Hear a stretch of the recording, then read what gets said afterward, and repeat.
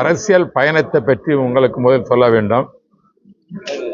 நான் கல்லூரி படிக்கிற காலத்திலிருந்தே புரட்சித் தலைவர் எம்ஜிஆரினுடைய ரசிகனாகவும் அவருடைய ஆதரவாளர் இருந்து கொண்டு செயல்பட்டு கொண்டிருந்தவன். அனைத்திந்திய அண்ணா திராவிட முன்னேற்ற கழகம் துவங்கிய காலத்தில் மாணவரணியில் சேர்ந்து பணியாற்றிக் கொண்டிருந்தேன். நான் பிறந்தது கிருஷ்ணகிரி மாவட்டம் சிந்தங்கமில் என்ற சாதாரண கிராமத்தில் பிறந்தவன் தான்.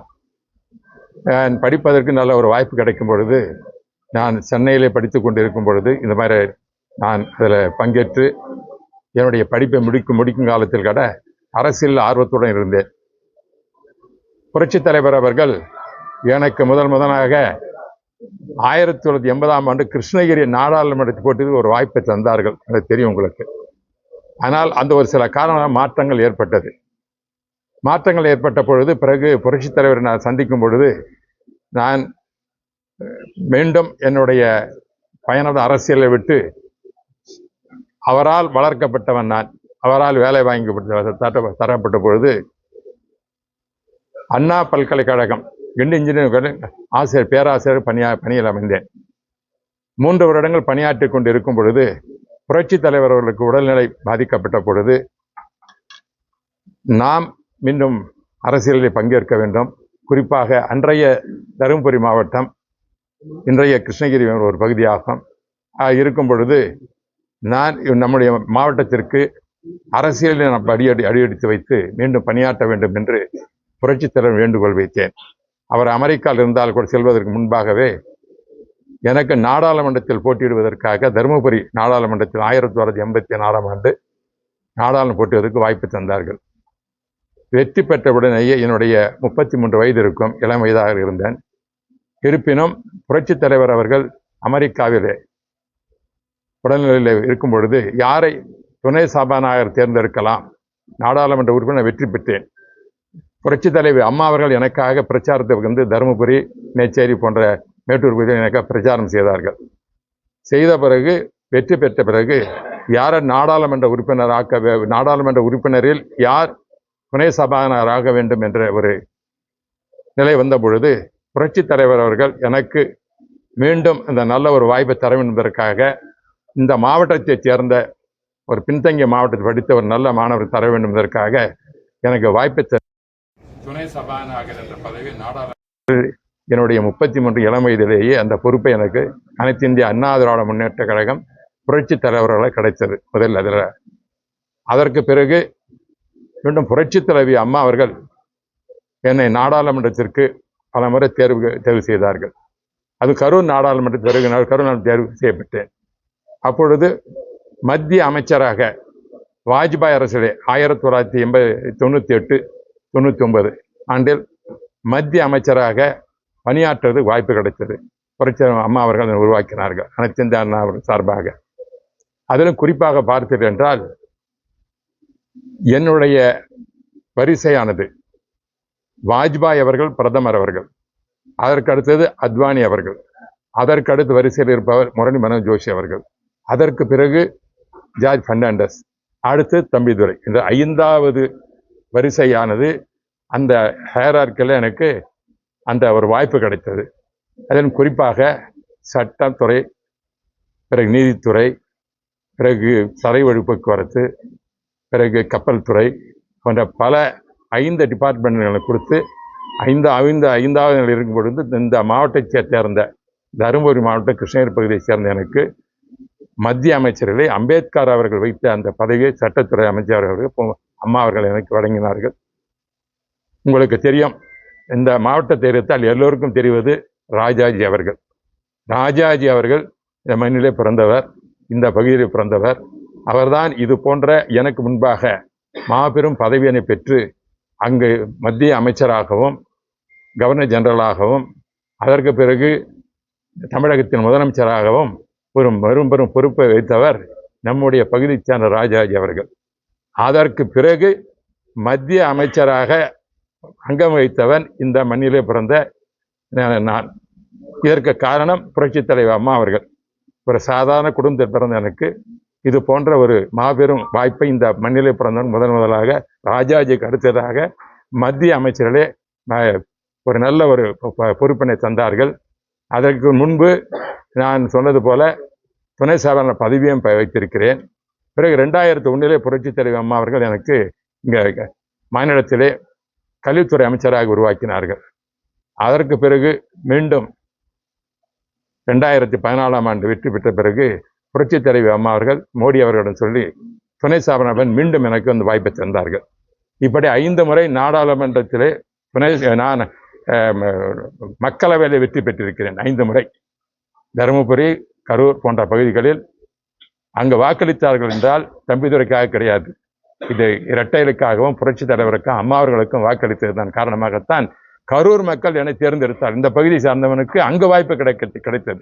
அதன் மூலமாக மத்திய அமைச்சர், சட்ட அமைச்சர் போன்ற பல பொறுப்புகளை தந்தது நம்முடைய மாவட்டத்திற்கு எடுத்துக்காட்டாக இருந்தது. அப்பொழுது இது இன்றைக்கு ஒசூரில் பார்க்கின்றோமே, இந்த சாலை வசதிகளை எல்லாம் செயல்படுத்துவதற்கு, இந்தியா முழுவதும் செயல்படுத்துவதற்கு புரட்சித் தலைவர் அம்மா அவர்களின் ஆணையிட்டதன் காரணமாக வாஜ்பாய் அவர்களுடன் பேசி இந்த திட்டத்தை 1999ஆம் ஆண்டு ஜனவரி 4ஆம் தேதி நம்முடைய ஒசூருக்கு அப்பாற்பட்டு இருக்கின்ற பேர் இந்த இது இருக்குல்ல, நாராயணர் ஹாஸ்பிட்டல், இந்த பக்கத்தில் அங்கதான் அந்த நிகழ்ச்சியை இந்தியா முழுவதும் இந்த சாலை வருவதற்கு நான் அமைச்சராக இருந்து வாஜ்பாய் அவர்கள் அடிக்கல் நாட்டினார்கள். அதே நேரத்தில் ஒசூரும் பெங்களூரும் அந்த சாலையை திறந்து வைத்தார்கள். இதுதான் ஒரு பரிணாம வளர்ச்சி. எனக்கு ஒரு வாய்ப்பு கிடைக்கும் பொழுது புரட்சித் தலைவி அம்மா அவர்கள், புரட்சி தலைவி எம்ஜிஆர் வந்து நாட்டுக்கு தொண்டாட்டம் என்பதற்காக வாய்ப்பளித்து இந்த வாய்ப்புகள் கிடைத்தது. அதற்கு பிறகு எடப்பாடி பழனிசாமி அவர்கள் எனக்கு மீண்டும் 2020 மாநிலங்களவையில் உறுப்பினராக பணியாற்ற வாய்ப்பு கொடுத்தார்கள். 6 ஆண்டு காலம் பணியாற்றினேன். மீண்டும் இந்த 2026 இந்த ஆண்டிலும் மீண்டும் என்னை எடப்பாடி பழனிசாமி அவர்கள் நாடாளுமன்றத்தில் பணியாற்றுவதற்காக, தமிழகத்தின் உரிமை குரலை நாம் அங்கே செய்வதற்காக, அதே நேரம் தமிழகத்தின் திட்டங்களை பெறுவதற்காக என்னை பணியாற்ற வேண்டும் என்று ஒரு வாய்ப்பினை தந்திருக்கின்றார்கள். ஆகவே இன்று நாடாளுமன்றத்தினுடைய மாநில உறுப்பினராக 2வது முறையாக எனக்கு வாய்ப்பளித்த கழகத்தினுடைய பொதுச் செயலாளர் புரட்சித் தமிழர் எடப்பாடி பழனிசாமி அவர்களுக்கு என்னுடைய நன்றியை தெரிவித்துக் கொள்கின்றேன். குறிப்பாக கிருஷ்ணகிரி மாவட்டத்தினுடைய மக்கள் சார்பாக தெரிவித்துக் கொள்கிறேன். ஏன்னா இந்த மாவட்டத்துக்கே இது இந்த நாடாளுமன்ற மக்களவை உறுப்பினர் என்பது மக்களவை உறுப்பினர் இருந்தாலும் மாநில உறுப்பினர் இருந்தாலும் இந்த நம்முடைய கிருஷ்ணகிரி மாவட்டத்தில் உள்ள அத்தனை பகுதிகளுக்கும் நானும் ஒரு நாடாளுமன்ற உறுப்பினராக அந்தஸ்தானம் இருக்கப்பட்டிருக்கிறது. ஆகவே இந்த மாவட்டத்திற்கு மீண்டும் லோக்சபையில் மக்களவையில் ஒருத்தர் இருக்கிறாரு, பிறகு மாநிலங்களவையில் இன்னொரு முறை நமக்கு கிடைச்சிருக்கு.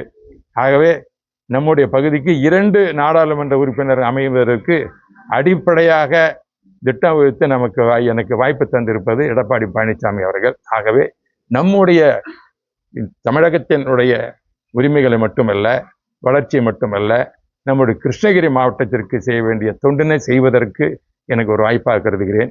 ஆகவே இந்த வாய்ப்பு தந்த கழகத்தினுடைய பொதுச் செயலாளர் எடப்பாடி பழனிசாமி அவர்கள், புரட்சித் தலைவர் அவர்களுக்கு, புரட்சித் தமிழர் அவர்களுக்கு என் அன்பான நன்றி தெரிவித்து, வருகின்ற சட்டமன்ற தேர்தல் 2026 நடைபெறும் தேர்தலில் அனைத்து இந்திய அண்ணா திராவிட முன்னேற்ற கழகம் நம்முடைய எடப்பாடி பழனிசாமி சொன்னது போல 210 சட்டமன்ற தொகுதிகளை வெற்றி பெறுவதற்கு சிறந்த வாய்ப்பு இருக்கிறது. மக்கள் அந்த ஆர்வத்தில் இருக்கிறார்கள். ஆட்சி மாற்றம் ஏற்படுவது உறுதி.